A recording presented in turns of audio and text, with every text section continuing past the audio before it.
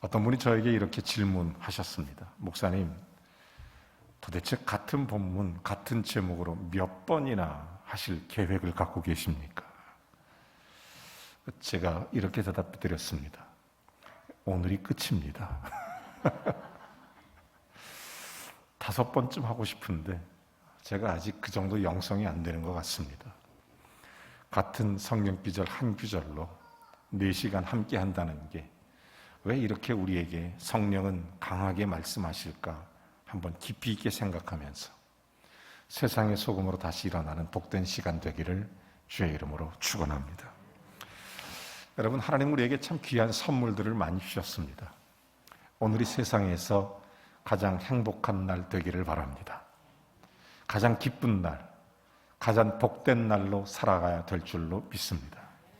그러므로 우리가 하는 말도 정말 그 말 속에 하나님의 은혜가 차고 넘치고 우리의 눈이 보는 것이 정말 감동적이고 은혜롭고 또한 우리의 귀로 듣는 것이 바르게 판단하고 또 바른 길을 가게 하고 이런 은혜가 있어야 될 줄로 믿습니다. 골로새서 4장 6절에 보면 이렇게 말합니다. 사랑하는 사람에게 소금으로 맛을 내는 것처럼 말을 해라. 이렇게 말합니다. 여러분, 소금같이 말을 해라. 그런가 하면 에베소서 4장 29절은 더러운 것은 입 밖에도 내지 말고 정말 그리스도 안에서 소금처럼 좋은 말만 해라. 이런 얘기를 우리에게 가르쳐주고 있는 것입니다. 그러니까 어떤 일을 해도 어떤 말을 해도 어떤 삶을 살아도 긍정적이고 좀 즐겁고 좋게 행복하게 그리스도 안에서 소금, 그리스도 안에 소금같이 그렇게 살라. 굉장히 강하게 우리에게 말씀해 주는 것입니다. 심리학 용어 중에 인식차단이라는 용어가 있습니다. 인식차단. 이것은 뭐냐면 이 펜실베니아 대학의 유명한 그 마크 길슨이라는 박사가 실험을 했는데 이런 통에다가 통 속에 사진을 2장을 집어넣은 것입니다. 하나는 굉장히 밝고 행복한 얼굴, 또 하나는 화가 나고 짜증난 얼굴 2개를 딱 집어넣었습니다. 작은 구멍을 2개 뚫어놓고 자, 이제 한쪽 눈으로 구멍을 보는 것입니다. 그 구멍에 사진을 딱 보는데 참 재미난 건 어떤 사람은 짜증난 얼굴이 먼저 보이고 어떤 사람은 즐겁고 행복한 얼굴이 먼저 보이더라는 것입니다. 그래서 그것을 토대로 해서 발표한 논문이 인식차단이라고 하는 심리학적 용어가 생기게 된 것입니다. 그 연구에 의하면 자기 자신이 이 세상을 바라보는 태도에 따라서 보이는 것이 다르더라.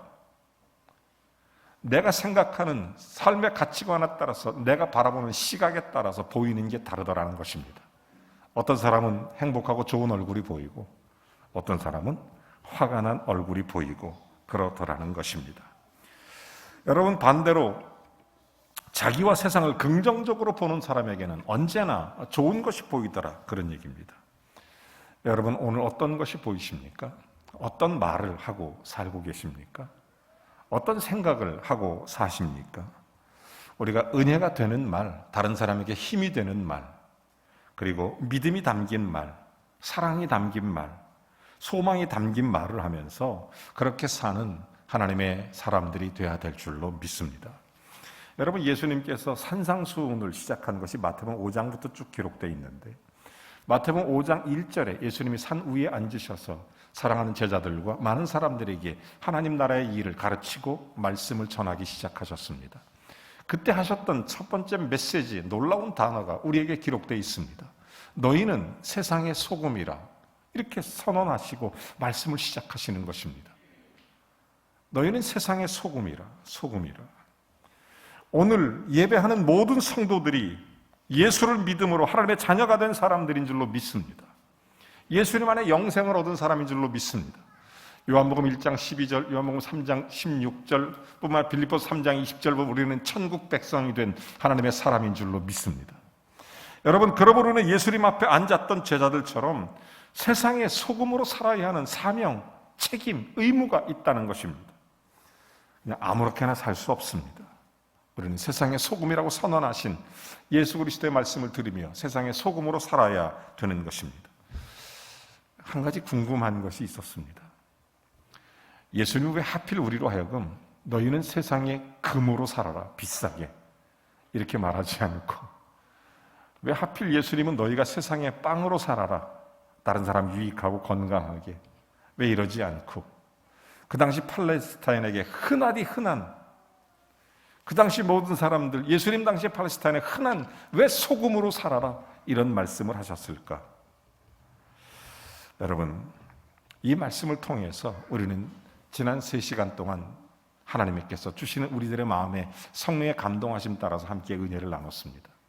첫 번째 시간, 복습하는 의미에서 제가 여러분에게 드린 말씀은 소금으로 하는 일이 어떤 것입니까? 맛을 내는데 특별히 소금을 두고 화목하게 하라.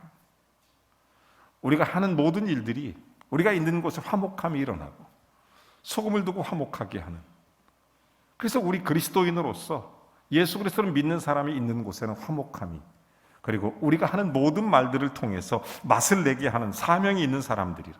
우리의 가족, 친지, 친구들 다 우리를 만날 때마다 주님의 깊은 은혜와 사랑을 느끼도록 우리가 말하고 화목하게 하고 맛을 내야 된다. 이 말씀을 함께 나눴습니다.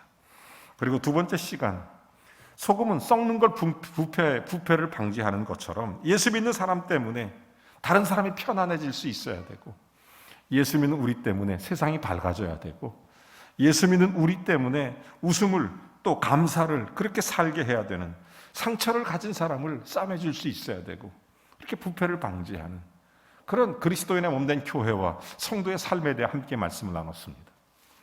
그리고 저는 지난 시간에 소금은 힘을 빼는 가장 중요한 사명이 있다. 우리가 먼저 내 자신의 힘을 빼야 하나님이 보이고, 내 자신의 힘을 빼야 주님 앞에 무릎을 꿇고 내가 주님 앞에 기도하게 되고, 또 다른 사람의 힘도 빼줄 수 있어야 된다. 세상 자기대로 사는 게 아니라 우리가 그런 선한 영향력을 끼쳐서 함께 주님 바라보도록, 함께 은혜 가운데 살아가도록 힘을 빼자. 저는 마지막 시간 네 번째로, 소금은 놀랍게도 우리를 목마르게 한다는 사실입니다. 여러분, 배를 타는 선원들이 반드시 가지고 나가는 게 식수입니다. 흔하디 흔한 물 같지만 그 바닷물은 소금기 때문에 먹을 수가 없습니다. 더 갈증을 유발하기 때문에. 여러분, 맥주집에 가면 안주라는 것을 줍니다. 저는 가지 않기 때문에 그런 걸 잘 모르지만 그 안주로 주는 게 뭐죠? 대부분 텔레비전 같은 거 보면 이렇게 돼 있어요. 오징어, 땅콩 이런 거. 거기에 뭐 줍니까? 모르시는 것처럼 앉아 계시는데 모른 척 하고 계시는 것 같아요. 제가 보니까. 오징어, 땅콩에 보면 뭐가 묻어 있냐면 소금이 묻어 있습니다. 짭짤한 맛을 내는 그런 안주가 대부분입니다. 그런 것이 이유가 뭡니까? 갈증을 유발해서 자꾸 술을 더 먹게 하려고 하는 그런 전략이 그 속에 숨어 있다는 것. 여러분, 그렇게 하는 것입니다. 소금은 갈증을 일으킵니다. 성경은 너희는 세상의 소금이라, 바꿔 말하면 세상에 갈증을 일으키도록 만들어야 된다, 이런 의미가 되는 것입니다. 여러분, 예수 믿는 우리는 다른 사람에게, 세상 사람들에게 갈증을 유발시킬 수 있어야 되는 거죠. 목마름을 유발시킬 수 있는 그런 사람이 될 수 있는 사명이 있다는 것입니다. 여러분, 사람들이 예수 믿는 우리를 보고, 야, 너는 어떻게 그렇게 살 수 있니? 나는 어떻게 하면 너처럼 살아갈 수 있을까? 이런 갈증을 유발시키는 그런 그리스도 안의 세상의 소금으로 살아가라, 그 말입니다. 창세기 39장에 보면 요셉 이야기가 기록되어 있습니다. 자, 요셉이 어린 나이에 애굽의 종으로 팔려갑니다. 자, 보디발 장군의 집에 종살이 들어갔지만 그가 어렸을 때부터 하나님을 경외하니까 하나님이 그와 함께 하시는 것을 애굽의 모든 사람들이 알게 됐습니다. 보디발 집에 있는 모든 사람들이 이 요셉이 하나님이 함께 하심을 보았다, 알았다, 이렇게 기록하고 있습니다. 그래서 늘 그렇게 얘기했습니다. 내가 믿는 하나님은 참 신이시다. 그러면서 요셉은 그 보디발의 집에 갈증을 일으키는 사람이었습니다. 하나님을 알게 하는 거죠. 사도행전 16장 내용에 보면 바울과 실라가 복음을 전하다가 감옥에 갇히는 사건이 나옵니다. 그때 놀라운 것은 손발이 묶이고 착고에 차이고 옥문이 갇히고 차디찬 메마리티님의 지옥 지하 감옥에서 그렇게 쓸쓸하게 앉아 있는데 그들의 입에서 찬송이 나오기 시작합니다. 신기하죠? 그런 상황에 여러분, 놀라운 사실이 하나 있습니다. 아이가 태어났을 때 부모들이 찬송합니다. 그런데 놀랍게도 우리의 부모님이 돌아가셨을 때 또 가족들이 찬송을 합니다. 여러분, 찬송은 생명이 태어날 때, 생명이 죽을 때 언제든지 할 수 있습니다. 찬송은 옥에 갇혔을 때, 아니면 해방됐을 때, 기쁠 때, 슬플 때 언제든지 할 수 있는 것이 찬송입니다. 신기하지 않습니까? 찬송을 언제든지, 괴로울 때, 감사할 때 언제든지 찬송할 수 있는 것입니다. 억울해도 찬송할 수 있고, 기뻐도 찬송할 수 있고, 여러분, 언제든지 부를 수 있는 노래가 찬송입니다. 하나님은 찬송을 받으시기를 기뻐하시는 하나님이십니다. 찬송을 통해 역사가 일어나는 것을 믿으시기 바랍니다. 여러분, 이 바울과 실라가 빌립보 감옥에 갇히게 됐는데 그곳에 찬송을 부릅니다. 찬송을 불러요. 너무 신기하죠? 그러니까 그 옥문을 지키고 있었던 이 간수가 보니까 너무 기가 막힌 거예요. 이런 상황에, 이런 환경에 찬송을 부를 수 있다니 너무너무 기가 막혀요. 그랬더니 갑자기 옥터가 흔들리고 막 그러더니 옥문이 열리기 시작합니다. 손에 발에 묶여있던 착고가 풀어집니다. 이 사람이 놀라서 기절할 정도였습니다. 그런데 문제가 있습니다. 자, 이 죄수가 도망가면 그 당시 로마 법에 의하면 죄수를 지키는 간수가 죄수를 대신해서 죽게 되어 있습니다. 그리고 도망치게 했다는 그런 억울한 누명 때문에 그의 가족들까지 죽게 됐습니다. 이 사람의 최선의 선택은 자살이었습니다. 그래서 칼을 빼서 스스로 자결하려고 했던 것입니다. 그때 바울과 실라가 이렇게 얘기합니다. 우리 도망가지 않았다. 그러니 자살하지 말아라. 칼을 거둬라. 우리 걱정 마라. 여기 있으니까 너는 아무 문제 없다. 이 사람이 두렵지만 놀라웠습니다. 무엇이 저들로 하여금 저렇게 당당할까? 무엇이 저들로 하여금 이 상황 속에서 평안할까? 그리고 무엇이 저들로 하여금 감옥을 탈출하지 않고 그곳에서 나의 생명까지도 염려하면서 나를 지켜줄까? 이 사람은 그래서 바울과 실라에게 이런 질문을 던집니다. 내가 어떻게 하여야 구원을 얻으리이까? 그때 바울과 실라가 대답을 합니다. 사도행전 16장 31절, 아주 유명한 말이죠. 주 예수를 믿으라. 그리하면 너와 내 집이 구원을 얻으리라. 사랑하는 여러분, 우리를 만나는 주변 사람들이 우리를 통해서 영적 갈증을 느낄 수 있어야 됩니다. 어떻게 하면 당신처럼 살 수 있습니까? 어떻게 하면 구원을 얻을 수 있습니까? 여러분, 그런 질문을 들을 수 있어야 됩니다.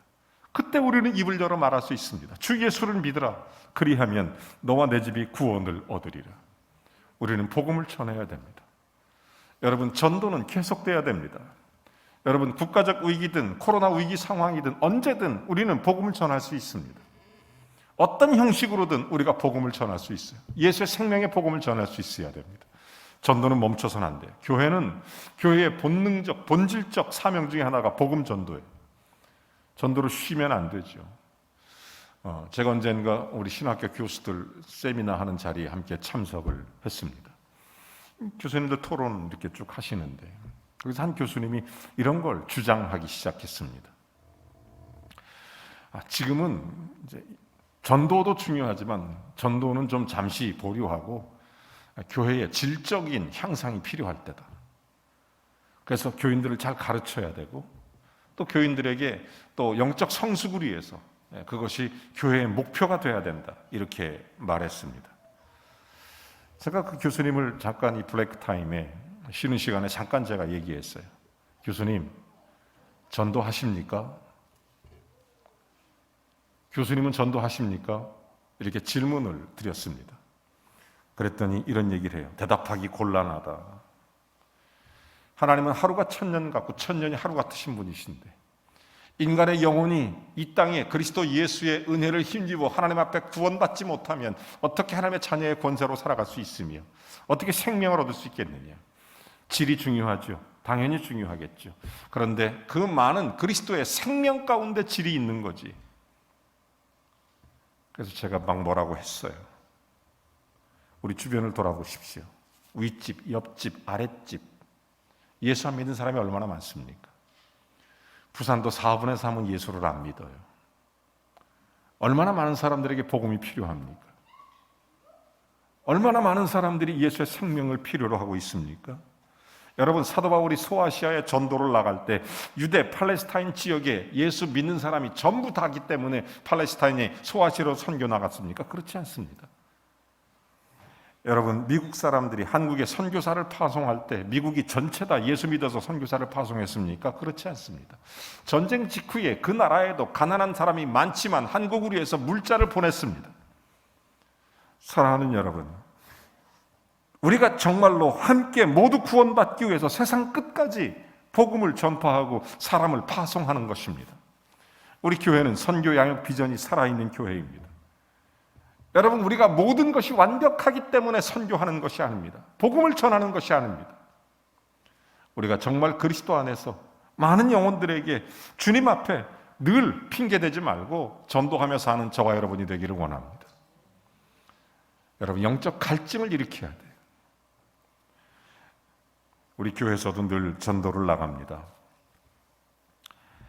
전도 용품도 필요하지만 제일 중요한 것은 세상 사람들이 예수 믿는 우리를 보고 칭찬할 수 있어야 됩니다.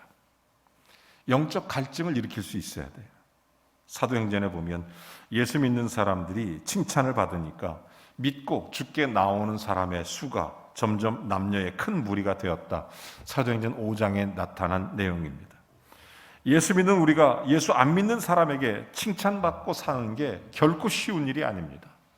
왜냐하면 세상의 가치 기준으로 볼 때 예수 믿고 사는 사람들이 도대체 이해 안 될 때가 너무 많기 때문입니다.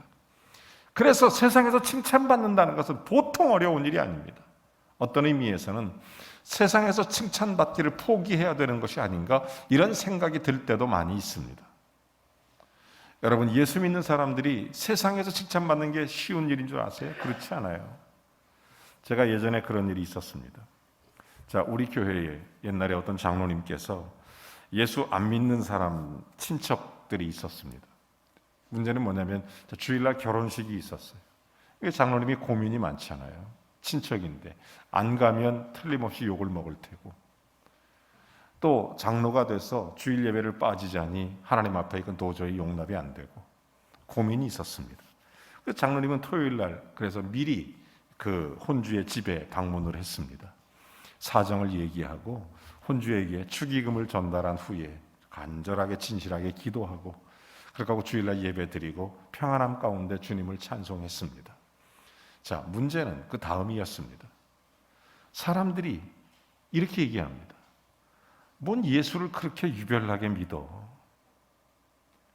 뭐 그렇게 복잡하게 예수를 믿어? 이렇게 말합니다. 그런데 시간이 지나니까 이게 달라집니다. 나중에 이런 얘기가 나오기 시작합니다. 예수 믿으려면 내 동생처럼 믿어야 돼. 예수 믿으려면 우리 작은아버지처럼 믿어야 돼. 예수 믿으려면 우리 누나처럼 믿어야 돼. 예수 믿으려면 이렇게 믿어야 돼. 그 가정에 복음이 들어가기 시작합니다. 그 가정에 변화가 일어나기 시작합니다. 그를 통해서 그 가정에 소금으로 다시 일어나는 거룩한 역사가 일어나기 시작했습니다. 여러분, 예수 믿는 사람들에게 가장 중요한 것 중에 하나가 너희는 세상의 소금이라 영적 갈증을 느끼게 해줘야 됩니다. 사람들이 칭찬을 하면서 그러다 보니까 내 동생이 믿는 예수는 도대체 누구시냐? 내 동생이 믿는 예수는 어떤 사람이냐? 궁금해하는 거예요. 여러분, 사람에게는 모두가 다 영적인 갈망이 있습니다. 한국의 지성이라고 일컬어지는 문화부 장관을 지냈던 이어령 박사 책에 보면 이런 나와 있습니다. 절대 고독 속에 나는 절대자를 느꼈다. 자기는 인간의 약함과 인간의 허물을 인정하면서도 하나님의 창조와 부활을 믿지 않았다. 믿을 수가 없었다. 그런 내가 지금 예수 믿게 된 이유는 한 가지다. 사랑하는 내 딸이 몸이 아프고 병들었을 때 항암 치료 과정 중에 너무너무 힘들고 고통스러운데 그 아이의 얼굴에는 평안이 넘쳤다. 그 아이의 입에는 찬송이 가득했으며 그 아이의 삶에는 감사로 충만했다. 무엇이 그를 그렇게 만드는 것인가? 저가 믿는 예수는 누구인가? 저가 따르는 예수 그는 도대체 누구신가? 만나고 싶다. 나도 그분을 만나고 싶다. 그래서 그분은 예수님을 영접했습니다. 그리고 침례를 받았습니다. 하나님의 자녀가 됐습니다.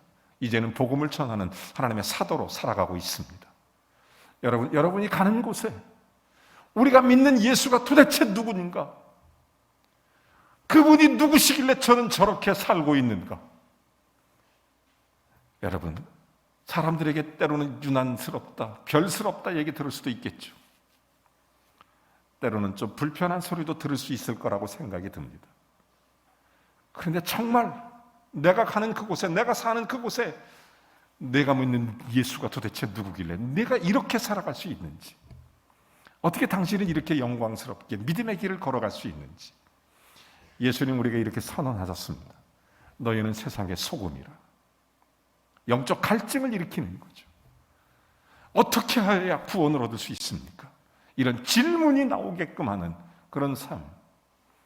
여러분, 이 시대에 하나님께서는 이 땅에 교회를 세우신 이유와 목적을 가장 선명하게 드러내야 될 충분한 그런 책임과 의무가 이 땅의 교회에 있다고 생각합니다. 여러분, 교회의 존재 이유가 무엇입니까? 생명을 구원하는 것입니다. 교회의 존재 이유가 무엇입니까? 하나님을 사랑하고 이웃을 사랑하는 공동체가 그리스도의 몸을 이루어 하나님의 거룩한 역사, 하나님 나라의 일들을 계속해 나가는 것입니다. 그 사명을 감당하는 사람들에게 예수님께서는 너희는 세상의 소금이라 이렇게 말하는 것입니다. 영적 갈증을 유발할 수 있는 교회, 어떻게 해야 구원을 얻으리까? 주 예수를 믿으라. 그리하면 너와 내 집이 구원을 얻으리라.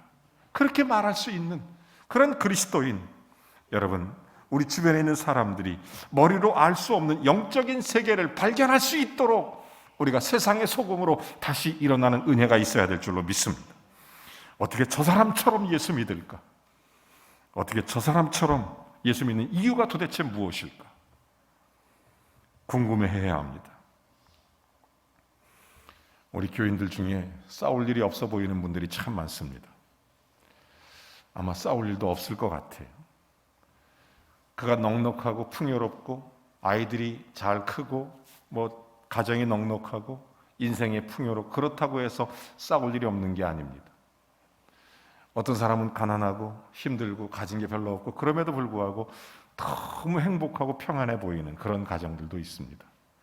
나누고 축복하고 서로가 행복한 그런 가정들이 굉장히 많이 있습니다. 여러분, 그럴 때 우리가 정말로 하나님 앞에 그런 사람들을 보면 이렇게 늘 궁금해합니다. 아니, 어떻게 당신 가정은 그렇게 행복하냐고. 영적 갈증을 주는 겁니다. 그때 우리는 말할 수 있어야 됩니다. 예수님 때문이라고. 행복에 관한 이유를 묻는 자들에게 예수님 때문이라고. 우리 집은 그래서 행복하고 감사하다고. 어떻게 당신처럼 그렇게 넉넉하지 않음에도 불구하고 이웃을 사랑하고 하나님을 사랑해서 많은 사람에게 나누고 살 수 있냐고. 예수님 때문이라고. 여러분, 우리가 정말 사는 방식이 그래요. 제가 지금 생각해도 웃긴 얘기 하나 들은 적이 있는데, 어느 날 5만 원짜리하고 1,000원짜리하고 만났답니다. 너무 반가워서 어떻게 지냈냐 안부를 물었대요. 5만 원짜리가 얘기합니다. 바빴어. 왜? 술집 다니느라고. 5만 원짜리가 얘기합니다. 예식장 다니느라고. 그럼 식당 다니느라고. 어디 놀러 다니느라 바빴대요. 1,000원짜리한테 물어봤대. 너는 어떻게 지내니? 그랬더니 나도 바빴어. 어디 가는데? 교회. 또 교회, 또 교회. 이렇게. 여러분, 우리의 마음이 억지로나 인색함이 아니고 진심으로 속에서 감동적으로 우러나오는 감격스러운 나눔. 여러분, 어떻게 당신처럼 살 수 있냐고. 어떻게 그렇게 행복하게 사냐고. 예수 때문이라고. 예수 때문이라고. 여러분, 소금의 역할은 크리스찬의 삶이 나 혼자 착하게 산다고 되는 게 아닙니다. 여러분, 나 혼자 착하게 산다고 만족하지 마세요. 소금은 맛을 내는 겁니다. 부패를 방지하는 겁니다. 힘을 빼주는 겁니다. 뿐만 아니라 갈증을 유발시켜 주는 것입니다. 다른 사람도 함께 선한 영향력을 줄 수 있는 은혜가 있어야 됩니다. 제가 여러분에게 한 분을 소개하고 마치겠습니다. 미국의 아주 유명한 부흥사이신 또 현대 미국 교회에 큰 영향을 끼치고 있는 그 윌버 체프먼이라는 귀한 목사님이 한 분 계십니다. 자, 이분이 실제적인 일화인데 이분이 젊은 나이에 아주 오래된 교회에 부임을 하게 됐습니다. 그랬더니 그 교회의 연세가 높으신 장로님이 이 젊은 목사를 찾아와서 이렇게 말씀을 하시는 것입니다. 목사님, 제가 목사님을 좀 도와드리겠습니다. 속으로 이 젊은 체프먼 목사님이 움찔했어요. 왜 그렇지? 의도가 뭐지? 왜 갑자기 와서 이런 말씀을 하시지? 그랬더니 이 장로님께서 계속 말씀을 이어가십니다. 제가 도와드리는 것은 다른 것은 어렵고 제가 목사님을 위해서 기도하기로 결정을 했습니다. 그리고 함께 기도하기로 내가 두 사람의 친구와 함께 목사님을 위해서 기도하기로 했습니다. 그래서 그 교회에 어르신 세 명의 그런 어르신들이 기도하기 시작했습니다. 목사님이 기분이 너무 좋았어요. 감사했어요.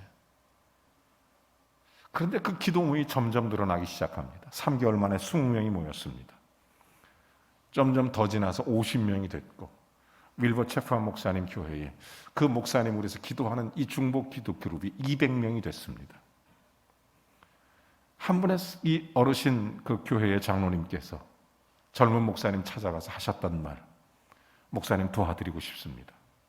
내가 기도로 돕겠습니다. 자기의 선한 영향력을 주기 시작했습니다. 여러분, 저도 목회를 해보지만 목사도 사람이고 다른 사람이 전부 다 아는 실수를 할 때도 있고 다른 사람이 모르고 혼자만이 아는 실수를 할 때도 있습니다. 연세 높으신 장로님의 눈에 볼 때 젊은 목사가 흠이 없어 보이겠습니까? 문제가 없었겠습니까? 다 보입니다. 그럼에도 불구하고 그분은 소금으로 하나님의 거룩한 믿음의 사람으로 다시 일어나도록 나도 착하게 살고 남도 살리는 세상의 소금으로 다시 일으켜준 그런 장로님이셨습니다. 그분을 통해서 그 교회는 살아났습니다. 3년에 1100명이라는 숫자가 예수 믿고 구원받는 놀라운 역사가 일어나게 됐던 것입니다. 여러분, 어떻게 사시겠습니까? 나 때문에 가정이 살아나길 주의 이름으로 축원합니다.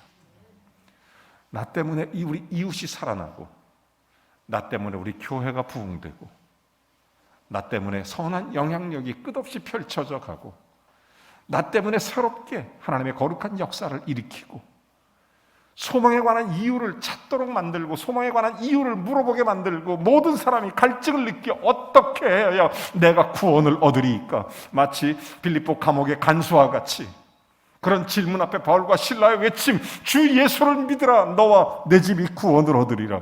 여러분, 우리의 삶이 예수 그리스도의 복음을 증명해내는 복된 삶이 되어야 될 줄로 믿습니다. 이제 2021년은 언택트에서 컨택트 시대로 전환되고 있습니다. 백신도 전 국민에게 보급되고 있고 또 앞으로 또 치료제도 계속 발전이 될 것입니다. 이제는 거리두기에서 점점 마음이 가까워지고 일상으로 돌아갈 수 있는 길을 준비해 갈 것입니다. 여러분, 정말 우리가 예수 그리스도를 믿는 교회가 이 땅에 저와 여러분이 어떻게 그리스도 안에서 많은 사람의 영혼을 그리스도 안에서 많은 사람들에게 진정한 희망과 감동을 하나님의 거룩한 역사를 일으켜 갈 수 있겠습니까? 여러분, 나도 착하지만 다른 사람도 착하게 만들 수 있는 선한 영향력이 있어야 하는 것입니다. 저는 윌버 체프먼 목사님의 교회에 연세가 높으셨던 장로님의 기도처럼 우리가 그렇게 몸된 교회와 우리의 가정과 이웃을 사랑하고 하나님의 거룩한 역사를 이룰 수만 있다면 주의 큰 은혜에 놀라운 열매가 우리 안에 맺혀지게 될 줄로 믿습니다. 여러분 어떻게 살고 싶으십니까? 우리는 꼭 이런 소리 들어야 됩니다. 나는 저 집사님처럼 살고 싶어. 아멘. 나는 저 장로님처럼 살고 싶어. 나는 저 권사님처럼 살고 싶어. 나는 저 범일교회 다니는 성도들처럼 살고 싶어. 세상의 소금으로 다시 일어나기를 주의 이름으로 축원합니다.